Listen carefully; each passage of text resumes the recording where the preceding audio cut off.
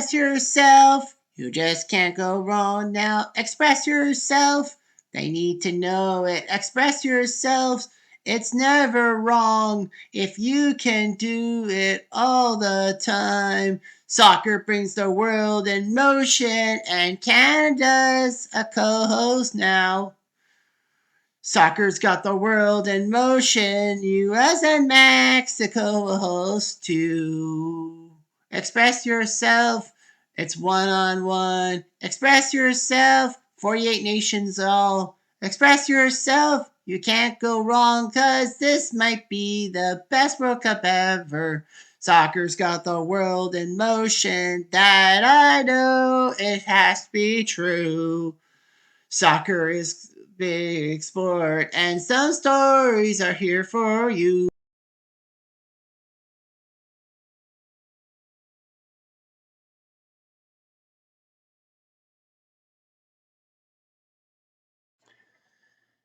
So we started this video with talking about, of course, one World Cup story per year and all that. So first off, we start with 1930 and the first World Cup ever. It took place in Uruguay. Uruguay was the 1928 Summer Olympics champions, and that's kind of why they got in and all that. So anyhow, the first group was Group 1 with Argentina, Chile, France, and Mexico. Only one team per group would make it to the semifinals, and Argentina won all three games against Chile, France, and Mexico. Group 2, Yugoslavia was in with Brazil and Bolivia in only two matches. Yugoslavia won both. Yeah, Brazil was not the team they are powerful with now. Uruguay, the host, beat Romania and Peru to get through in their group, and the Americans beat both Paraguay and Belgium to get through in their group. Of course, one major thing to realize is that not a lot of European teams qualified because of the fact that in 1930 it was a lot harder to get from Europe to South America as it is now in 2026. So anyway, the Americans made it to the semifinals, got their butts handed to them by Argentina. Uruguay whipped Yugoslavia, and no third place game was held. In the final, Uruguay and Argentina both scored twice. Sorry, yeah, Uruguay won 4-2. I thought this was in overtime. Yeah, I thought the Uruguay game was in overtime. But yeah, Uruguay beat Argentina 4-2 to win the World Cup, become the first World Cup champs. And you know what? FIFA decided to add Uruguay as a host of some games for 2030 because, it's the centennial. And then you get yourself 1934, the second World Cup, involving the fact that the tournament was held in Italy, and that's when Mussolini was in power, whereas some other guy in Germany was taking power. Nevertheless, they decided to have the keen idea, FIFA did, to have the 16 nations play each other in what they call knockout games. No group stages necessary. They thought it would be better, and the players would not actually be tired. Now there is another key story. In 1934, the U.S. and Mexico tied a series. One of those two teams would be going to Italy. So what did FIFA do? They told US and Mexico that the tiebreaker will be in Rome. So that's right. One nation would be going to Italy for the World Cup, lose a knockout game, and then have to fly back home. And that country was Mexico. In the round of 16, Italy, the host, they crushed them earlier in 7-1, punishing them for winning the whole thing. Spain beat Brazil 3-1. Again, Brazil was not the team they would become. Austria would beat France in extra time 3-2. Hungary beat Egypt 4-2. The Czechs beat Romania 2-1. Switzerland beat the Dutch 3-2. Germany beat Belgium 5-2. And Sweden beat Argentina 3-2 in a massive shock. Well, after all, you are going to Europe. In the quarters, Italy and Spain tied, but there's no penalty kicks. And after extra time, no score. So they had to go to a second match, and Italy beat Spain. Austria would beat Hungary 2-1. The Austro-Hungarian Empire was broken up. The Czechs beat Switzerland 3-2. Germany beat Sweden 2-1. Italy beat Austria 1-0. Czechs beat Germany 3-1 in the semis to get to the final, which Italy beat the Czechs 2-1. So Mussolini did his job and got Italy the World Cup by hook or by crook. And it was alleged that the referees knew they couldn't tick off this guy. And now we get to 1938. And in this World Cup, we got to see the knockout stage thing happen again, that they decided no group stage was needed. So 16 teams, you go through knockout, 16 to 8 to 4 to 2. Simple as that. The tournament was held in France in 1938. Italia, the defending champs, went to face Norway and beat Norway 2-1 in extra time. So Norway pushed them. And France took care of Belgium 3-1. So that was a big win for France, the home country. Brazil and Poland had to play extra time, and Brazil won the game 6-5. I think the guy got 4 goals in one game. The Czechs would play the Dutch in 0-0 in regulation, but in extra time, the Czechs would score 3 goals to win. Hungary would beat one of the two massive minnows, the Dutch East Indies, what we now know as Indonesia. That's right, Indonesia has been to a World Cup. And all that. India hasn't, but Indonesia, of all countries, have. Hungary crushed them 6-0. Switzerland in a replay against Germany, which was falling under the Nazi regime. Switzerland beat Germany 4-2, and everyone had a sigh of relief. Sweden would actually not need to play Austria after Austria's Cup roster was actually pilfered by the Germans. Maybe something they were butthurt, who knows. And then Cuba would take on Romania, the second minnow. Who ever heard about Cuba? Well, everyone knows about Cuba nowadays, but yeah. Cuba and Romania tied 3-3. They had to go to replay, which Cuba stood on their heads and beat the Romanians 2-1 to shock everyone by becoming the first true minnows to make a quarterfinal in the World Cup.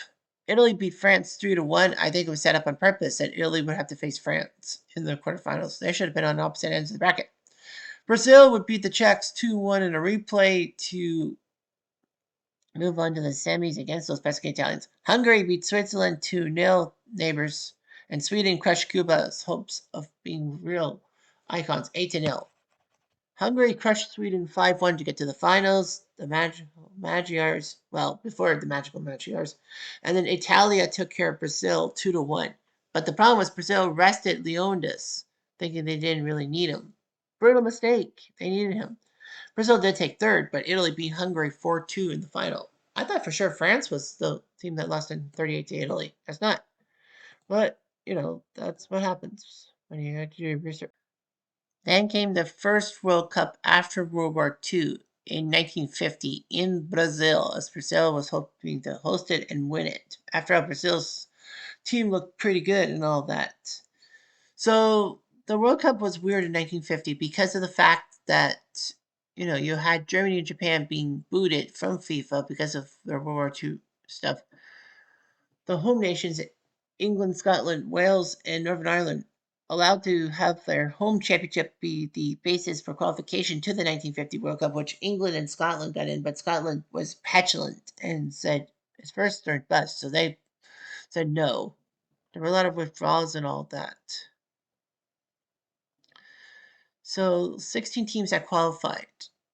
The problem was that 4 of them kind of withdrew.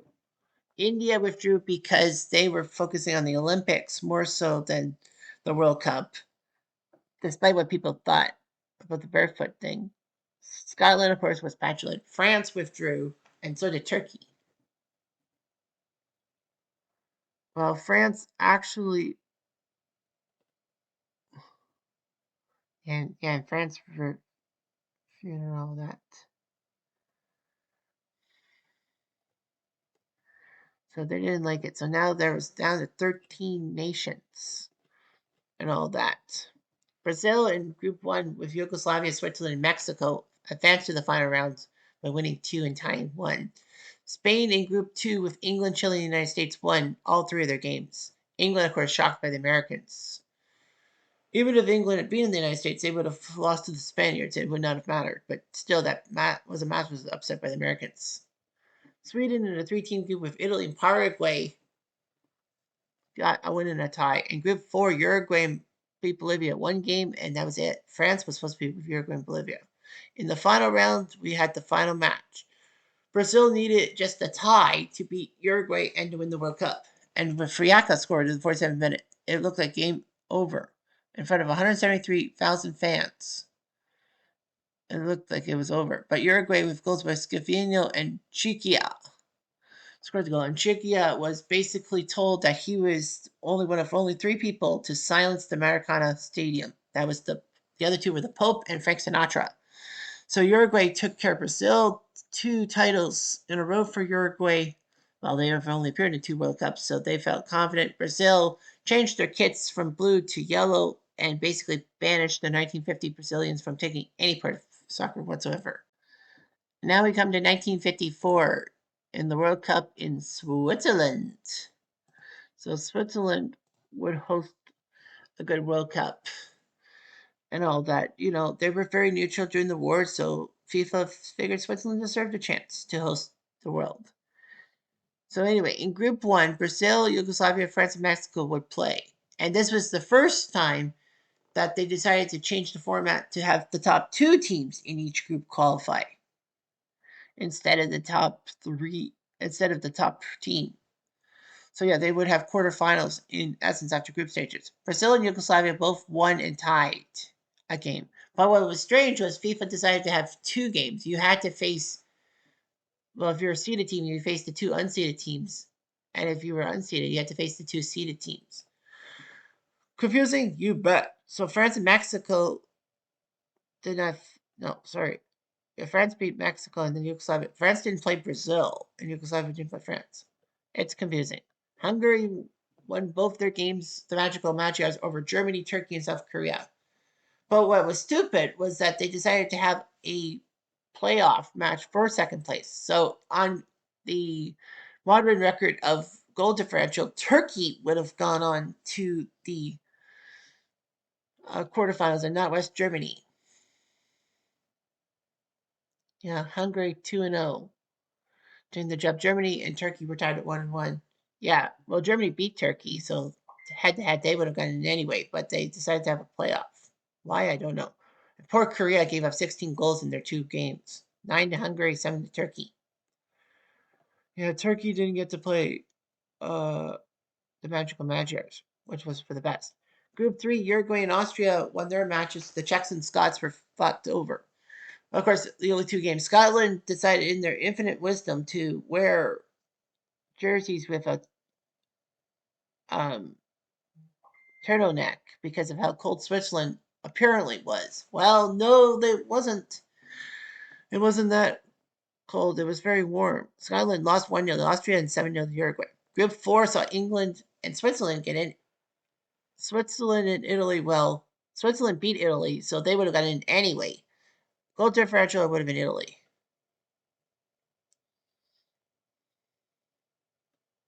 So then we had the quarterfinals. Germany beat Yugoslavia 2-0. Austria and Switzerland, one of the highest scoring games in World Cup history, combined for 12 goals. Austria beat the hosts 7-5. The Magical Magyars beat Brazil 4-2. This was before Pele's time. And Uruguay beat England 4-2. Poor England. Semifinals, Germany crushed Austria 6-1. Their old rivals. And Hungary beat Uruguay 4-2 after extra time, becoming the first team to beat Uruguay in the World Cup. Germany would beat Hungary 3-2 for first place. Hungary had a 2-0 lead. Puskas and Cesabor. And it looked like it was over. Kostic had 11 goals, but he couldn't score against the Germans. Morlock and Ron with 2 scoring the goal, and Germany beat Hungary 3-2 at the miracle of Bern. In their minds, it was a miraculous thing. For Hungary, it was bitter. And then comes the 1958 World Cup in Sweden. So another neutral country, if you will. Picturesque and all that. This was actually the first World Cup to really have TV coverage and all that. Swedish TV networks would have it. It wouldn't be till I think '66 when the world TV feed was sent through. Anyway, in Group 1, Germany took on Northern Ireland, Czechia, and Argentina. So Germany won once and tied twice. Unfortunately, though, FIFA again made a change, and they said that, well, they said there would be a playoff and all that. So despite the fact that Northern Ireland beat the Czechs 1-0, they had to have a playoff. Fortunately, though, for normalcy, Northern Ireland did win that playoff. So Northern Ireland, alongside Germany, West Germany, would qualify. In Group 2, France and Yugoslavia both had 4 points, so they qualified. And on goal average, well, goal difference, well, France beat Yugoslavia, like, right? Well, Yugoslavia beat France 3-2. So in modern rules, Yugoslavia would have won with 4 points because they had beaten France. No, sorry, France won more games. So yeah, they did. So yeah, France did the job. They won twice. Yugoslavia 1-0-2. Paraguay only got 3 points. Scotland only got one puny point. Group 3, Sweden and Wales qualified, whereas Hungary did not. Hungary would have been fuming. Well, they tied Wales, and on goal differential, Hungary would have snuck in over Wales in a normal World Cup tournament, but this was different. They went to a playoff. Yeah, Sweden, Wales, Hungary, and Mexico, and all that.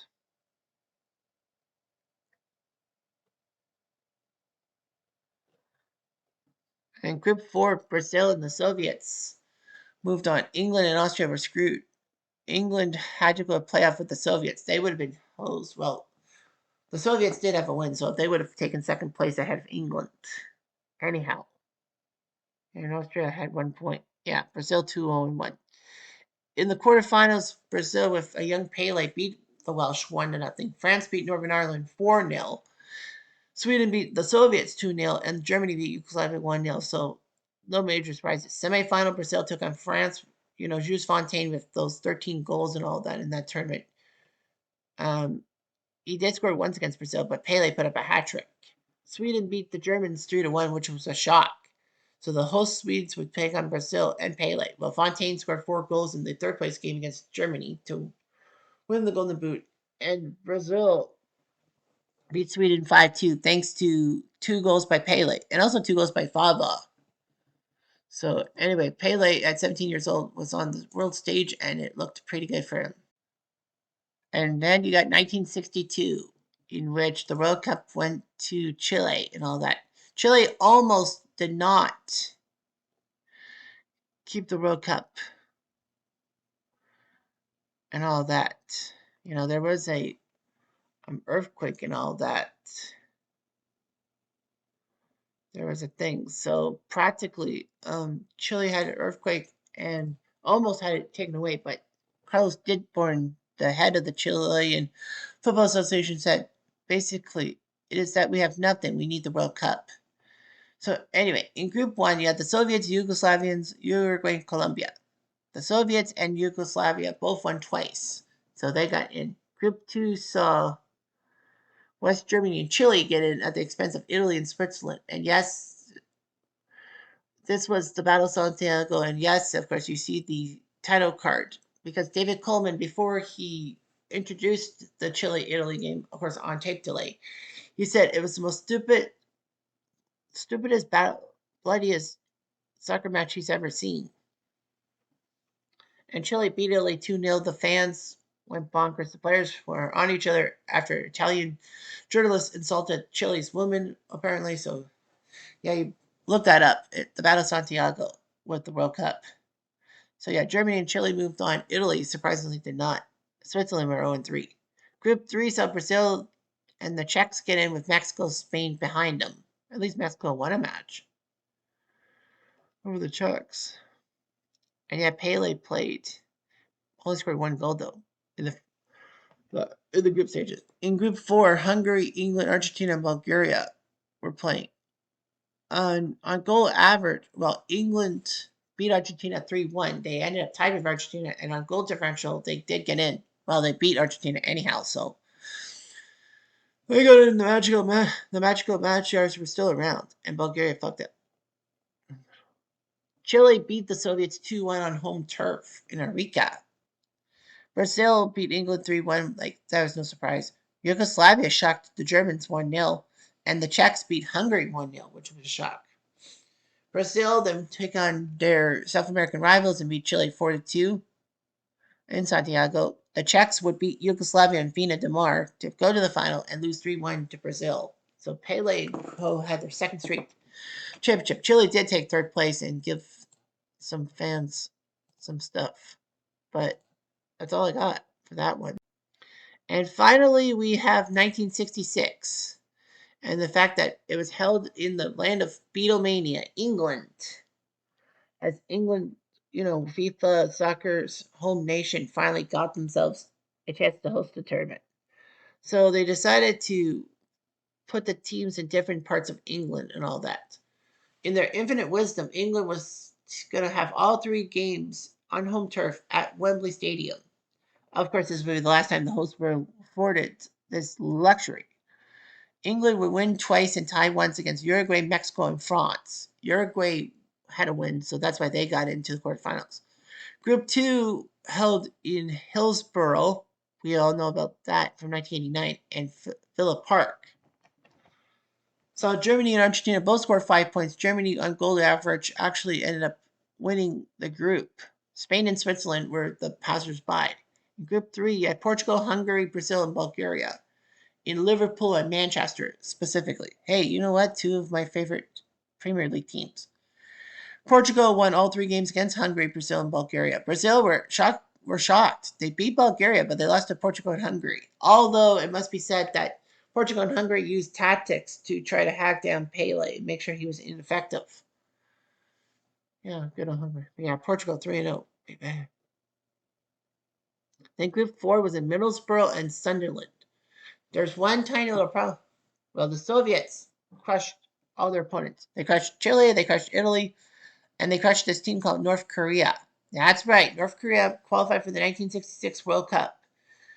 England were nervous about this, so they decided to boot North Korea from the tournament. They can't do that. So they decided to banish North Korea to Middlesbrough because, far away from London as possible.